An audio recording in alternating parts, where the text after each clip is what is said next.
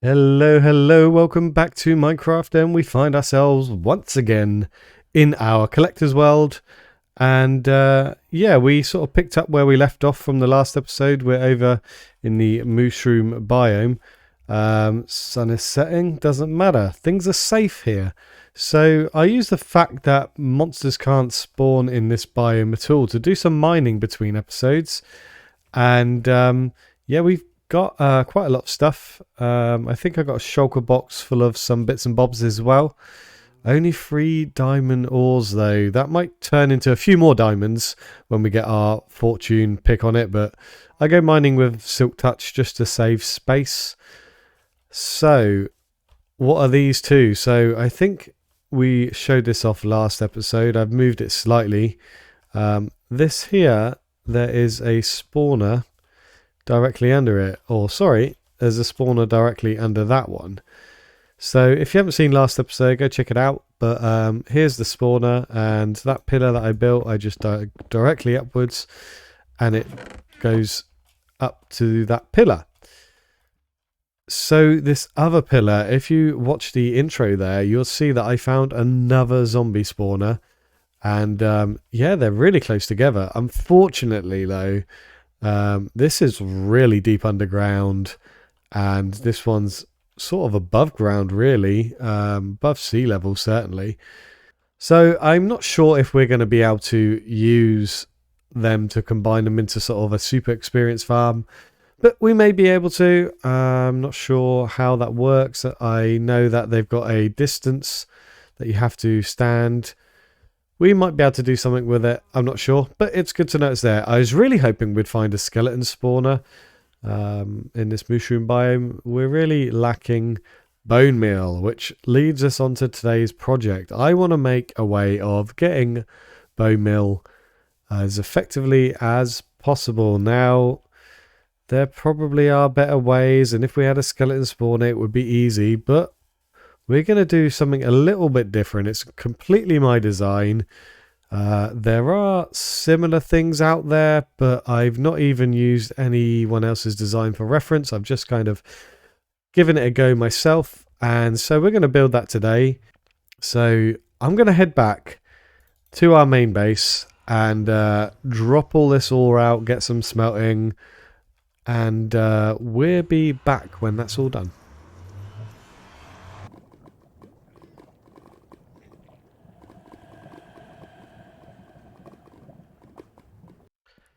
Oh boy, I have been busy. I've been smelting my ores down, grinding a bit of experience while I waited, hollowed out this tunnel even further, so now it pokes out the other side. But more importantly, I've hollowed out a little area here for today's project. So I'll quickly show you out here. This I didn't have to punch through much further. I was using this in the early game just to farm stone and cobblestone when I needed it.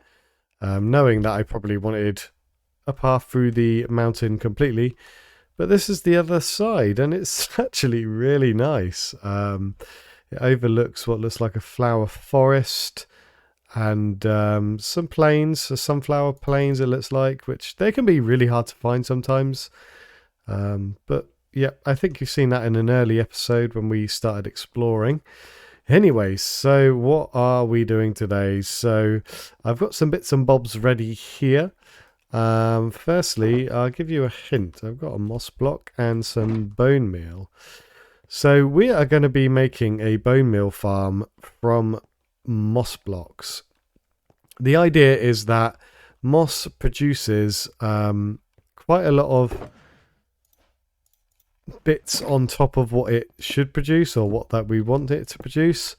So if I just drop a bit of moss here and bone meal it, you can see that it produces a lot of things, a lot of grass which might turn into seeds, some mossy carpet, some of these, I don't know, azaleas, and the flowering azaleas or budding azaleas, yeah, flowering azaleas. And including seeds, they all go into the composter. And stuff in the composter basically has a chance into sort of filling it up when you put it into a composter. and once it's full up, you get a bone meal out of it. Things like flowers and crops take a lot to fill it up. They have a low chance in filling it up, but to my understanding, moss blocks fill it up pretty quickly. So we're going to be utilizing this fact. Okay, so where do we start? You may have noticed there that I have dug a little 7x7 hole out here. In my testing, it can only go 7x7, so it never can get to the corner parts. But if I just get rid of a few bits here and keep doing it, there we go. I've lowered it down. I don't think it made a difference. In my testing, I can raise this, I think, up to 4 blocks higher than this ground, and it should produce the same shape regardless. So if I get a bucket of water, it might be easier to show you. So let's just get a few more bits up and going here.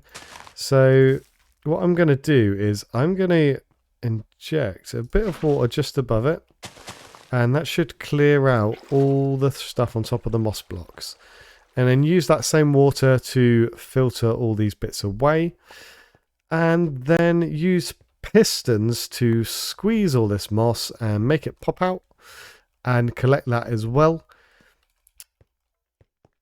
So where do we start? So this is our basic premise. What we need to do is find a way to replenish this stone when it's when the moss is converted. So to do that, we need to make a stone generator. So there's a few type of generators in the game now. You can make like basalt, and obviously cobblestone, and this normal stone. I actually caved in and looked up a stone generator on the internet because I just couldn't find one. I couldn't build one, sorry, that was effective for my needs at first.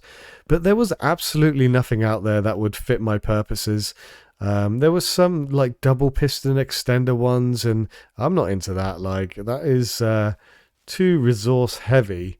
So I actually experimented a bit more and found a way to make a tileable stone generator, just using 2 pistons rather than using like 4 pistons I think they were using in each design, and a few sticky pistons as well. So let me build that up and I'll show you what that's about. Okay, so I've started to build our stone generator, and I'll talk you through it in a second. I've hollowed out this hole a bit more. This is going to be where the stone is going to be pushed in from the cobblestone generator, from the stone generator, sorry. I've stocked up a bit more bits and pieces. So round the back, what I like to do, it's quite common in Minecraft, is that when you building redstone, try not to put it down on dirt directly, because if you dig up from underneath, you won't know where you've put it. So we're going to have a series of repeaters going into the pistons there, and similarly we're going to put a line at the top here. Now these ones you should do a tick slower.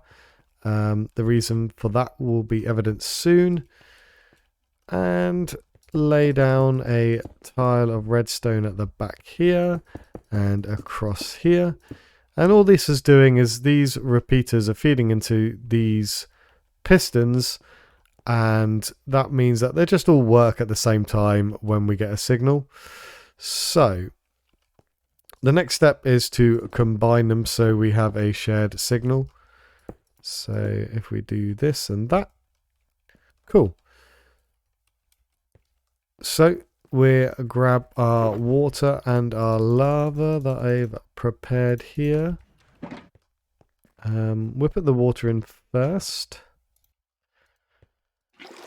Right, so I've got the water in on these, cover that up there actually, and this up here. So I'm putting them in staircases, and then we're waterlogging in them, just for the reason that it saves space a bit. It means that water can't flow out the back or the bottom. So that's why we're opting for using waterlogged blocks. I've got this little trench here. That's just to collect the water if something goes wrong again. But what I found with this design is that no matter how I stop it, where I stop it, it's a very reliable design. So the water goes in like so. What I'm going to do actually is I'm just going to quickly chuck in a line of stone here. Just so nothing goes wrong. And then I'm going to put some lava in like this. And let's get a few more of these on our hotbar. Boop. And 2 more. Okay, so now we have a complete line of lava and a complete line of water. And so what we do, if I grab a button of some kind and just apply a redstone signal here, what should happen is a new level of layer of stone will appear here. This lava is pouring down onto the water. But the water is a block back, so the water's still there. Let's do it again. It pushes the stone up to the next layer, it pushes it out, and then a new one does it. So we can keep doing that until it's all the way out. And you can see how this stone is going to feed into this area.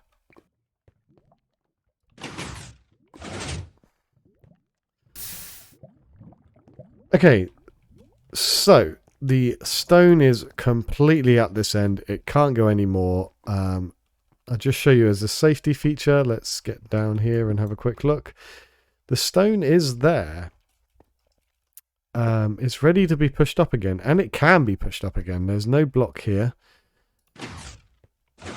They get pushed up again and the water will just flow through. There is nothing to go wrong here. And then when a layer of stone is removed, let's just do that here, or I'll just do a few potholes and blocks and stuff like this. And a signal is generated again. It starts to close them gaps. See the gaps closing. So 2 more should do it. 1 last spot there. As you can see, that's really reliable and nothing can go wrong. In all my testing, I have not found anything that goes wrong with this part at all from the get-go. It's a really good design, and the good thing about this, if you wanted to make it bigger, you can just keep tiling it. I've only used trapdoors because it just means that you can save a bit of space when walking around. I obviously can't put anything in these block spaces here, but it just provides a bit of easier access. Okay, I've done a bit more work on it. I've added in a bit of cosmetics just so I can start running the redstone. But here we are. This is the view from the front. Still a lot of cosmetic work to do, but getting there. The key points that we've added in this chamber are the dispenser here, which will be loaded up with bone meal, and another dispenser up there with a water bucket in it. So what you may notice is we've put some bone meal down here, and what happens is where this block can't see directly down, it stays stone. So there is a little bit of loss here. We could potentially gain 3 or 4 extra blocks. Well, 3 extra blocks. This one here and these 2 here, because the piston and the redstone block are above it. But without making this really big and having stone generators coming from all sides, you can't really get away with that. I only wanted to do 1 stone generator because I wanted to keep this fairly simple. It's still going to have a good return on bone meal, so I'm not too bothered by that. The other thing that I've added here are these little gullies. This is where the water and the items will end up flowing. So that these would be our 4 collection points, and then below here we'll centralize it so we can collect it all together. Possibly. I might change the design, I'm not sure. I've already made tweaks from my original design because I found that it runs better like this. So behind it, in order to operate this dispenser here and this dispenser here, I've done the redstone to it. So down here, this is all the stuff we've seen before for the cobblestone generator. And this is the redstone now for the dispenser up here. So I'm going to be brief and go through this. If you want to know what the redstone is, then you can pause the video in various places. But right, let's get to it.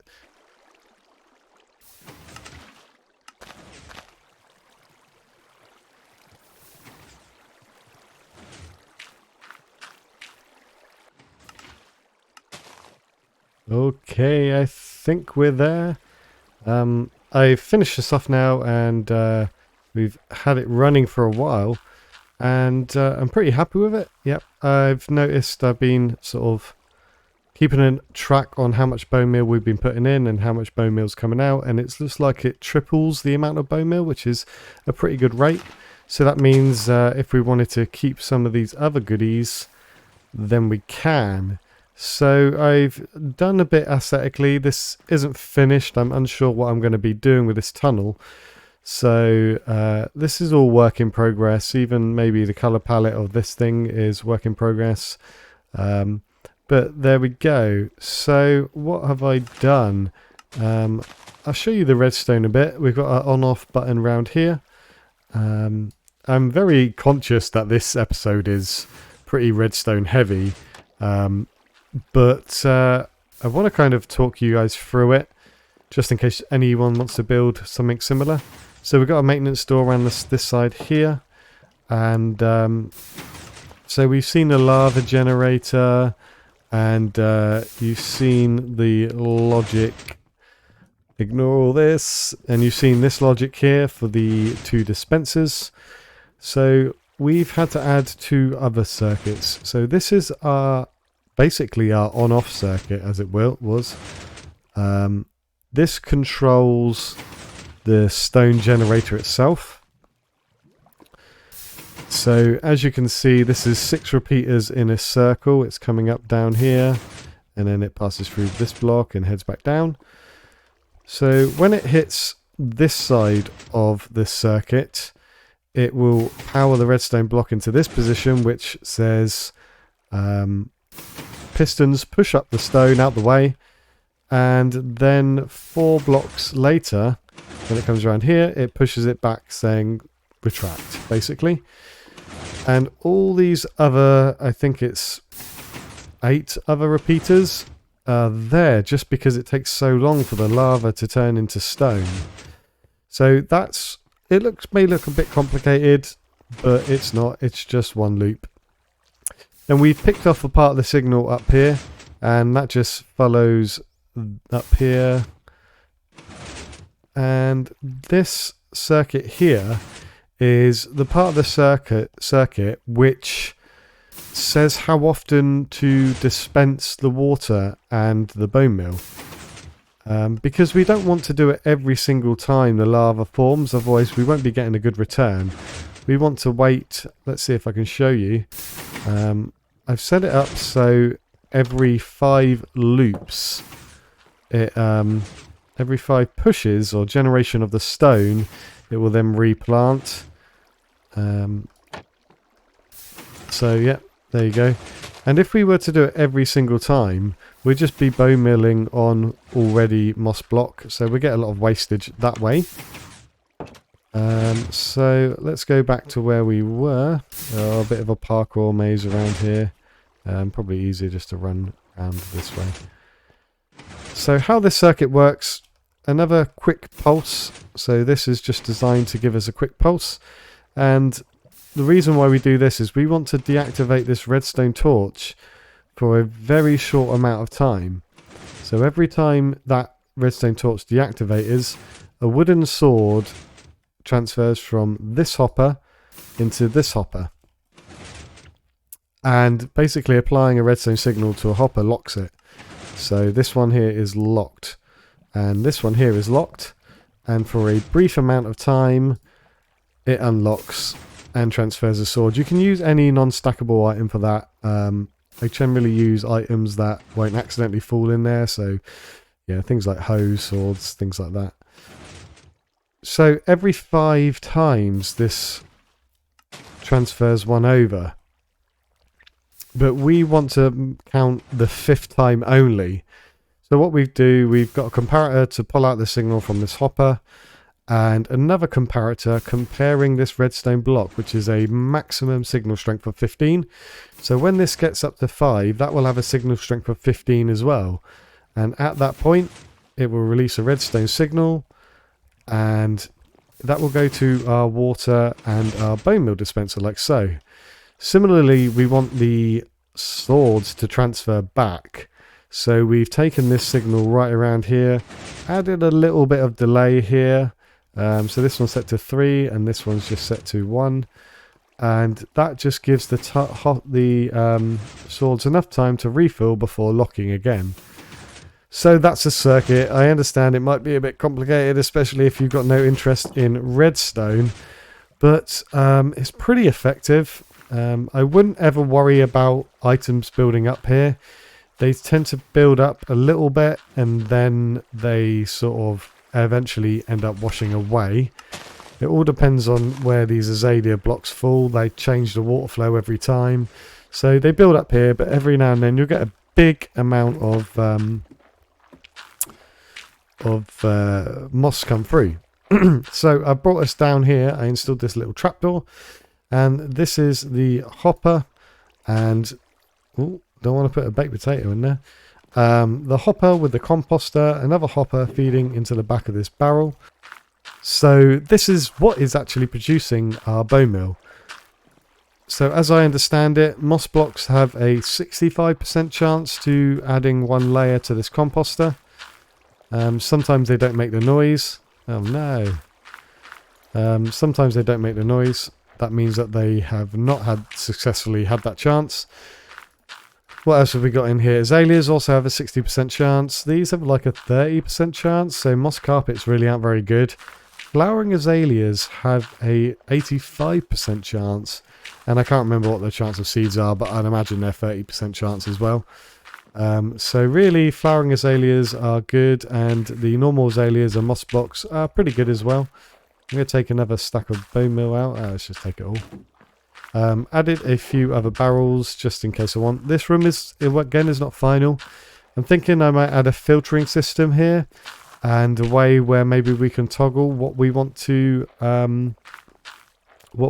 send into different composters.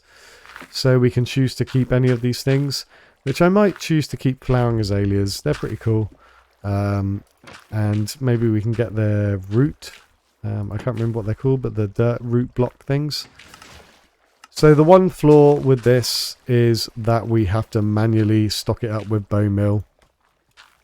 It's not a great hardship, and once it's full up, it should last you hours and hours, because it doesn't use that much bone meal. Like every 5 cycles, it does 1 bone meal, so it's quite a long time in between. So once that's full up, we're just sort of in AFK mode. I can reach it from in here, which is good. I started off, just for reference, with about 2 bone meal in here, and it keeps tripling and tripling, and yeah, we've got a good amount in there now.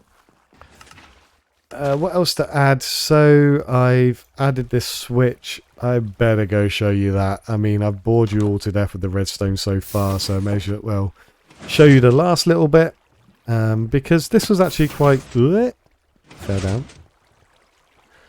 This was actually quite fiddly for me to do. I thought it'd be quite simple, the on-off. But this little circuit down here is the on-off circuit. It's only a small circuit. So if we come back through here, on the other side of that is our lever. So that turns it on and off. This repeater here is just to extend the redstone signal, because it was a bit too long. If you're unaware, redstone sort of fades in power every block it gets, but repeaters boost the power again. So it comes out here, and it's got one of these pulse circuits. We've seen these before. We've used them a few times in this redstone project, and all it does is send out a quick redstone pulse when it's initially turned on, but it won't send out any more pulses after that. So that's turning it on. That's pretty easy to do.